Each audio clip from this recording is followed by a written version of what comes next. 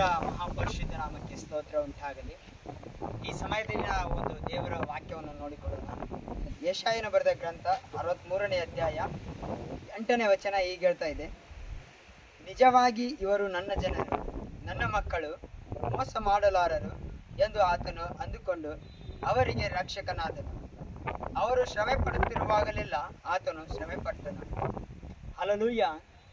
ಪ್ರಿಯ ದೇವರ ಮಕ್ಕಳೇ, ಇಲ್ಲಿ ದೇವರ ವಾಕ್ಯ ಹೀಗೆ ಹೇಳ್ತಾ ಇದೆ: ಇವರು ನನ್ನ ಜನರು, ಇವರು ನನ್ನ ಮಕ್ಕಳು ಎಂಬುದಾಗಿ. ಇವರು ನನ್ನ ಜನರು, ಇವರು ನನ್ನ ಮಕ್ಕಳು ಎಂಬುದಾಗಿ. ಇವತ್ತು ತನ್ನ ಮಕ್ಕಳನ್ನಾಗಿ ನಮ್ಮನ್ನು ಸ್ವೀಕರಿಸಿಕೊಂಡಾಗ ನಮಗಾಗುವಂಥ ಎಲ್ಲ ನೋವು, ಸಂಕಟಗಳು, ವೇದನೆಗಳು, ನೋವುಗಳು ಎಲ್ಲವನ್ನು ತಾನು ಹೊತ್ತುಕೊಂಡು ನಡೆಸುವ ಆತನು ನನ್ನ ತಂದೆಯಾದ ದೇವರಾಗಿದ್ದಾರೆ. ಇವತ್ತು ನಮ್ಮ ದೇವರು ಹೀಗೆ ಹೇಳ್ತಾ ಇದ್ದಾರೆ: ನೀನು ಕಷ್ಟಪಡುವುದನ್ನು ಬಿಟ್ಟು ನನ್ನ ಮೇಲೆ ಹೊರೆಯರು, ನಾನು ನಿನ್ನೆಲ್ಲ ಕಷ್ಟಾರ್ಜಿತವನ್ನು ನಾನು ಹೊತ್ತುಕೊಂಡು ನಡೆಸ್ತೇನೆ ಎಂಬುದಾಗಿ. ಇಲ್ಲಿ ನಾವು ಶ್ರಮೆ ಪಡುವಾಗಲೆಲ್ಲ, ನಾವು ಕಷ್ಟಪಡುವಾಗಲೆಲ್ಲ ದೇವರು ನಮ್ಮ ಸಂಗಡ ಇದ್ದು ನಾವು ಪಡುವಂಥ ಎಲ್ಲ ಕಷ್ಟವನ್ನು ನಾನು ಹೊತ್ತು ನಡೆಸುವಂಥ ಕರ್ತನಾದಂಥ ದೇವರು ನಮ್ಮ ಸಂಗಡ ಇದ್ದಾರೆ. ಯಾಕಂದರೆ ಇಲ್ಲಿ ವಾಕ್ಯ ಹೇಳ್ತಾ ಇದೆ: ನಿಜ ನಿಜವಾಗಿ ಅವರು ನನ್ನ ಜನರು, ನನ್ನ ಮಕ್ಕಳು, ಮೋಸ ಮಾಡಲಾರರು. ಇಲ್ಲಿ ಇಸ್ರಾಯೇಲ್ ಜನರ ಪ್ರಕಾರ ನಾವು ಮಾತಾಡೋದಾದರೆ, ಇಸ್ರಾಯೇಲ್ ಜನರು ನನ್ನ ಜನರು ಎಂಬುದಾಗಿ ದೇವರ ವಾಗ್ದಾನವಾಯಿತು.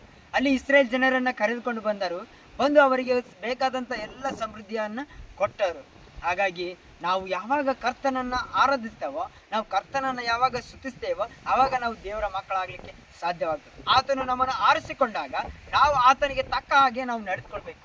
ಅವಾಗಲೇ ಕರ್ತನಿಗೆ ಮಹಿಮೆ ಉಂಟಾಗ್ತದೆ, ಕರ್ತನು ದೇವರೆಂದು ನಿರೂಪಣೆ ಮಾಡಿದಾಗ ಆಗ್ತದೆ. ಯಾವಾಗ ನಾವು ದೇವರ ಹಿಂಬಾಲಕರಾಗ್ತೇವೋ, ನಾವು ಕರ್ತನ ಹಿಂಬಾಲಕರಾಗ್ತೇವೋ, ಆವಾಗ ದೇವರು ತನ್ನ ಮಕ್ಕಳೆಂದು ಸ್ವೀಕರಿಸಿಕೊಂಡು ಇನ್ನೂ ಉನ್ನತ ಸ್ಥಾನಕ್ಕೆ ನಮ್ಮನ್ನು ಕರೆದೊಯ್ಯುತ್ತಾನೆ.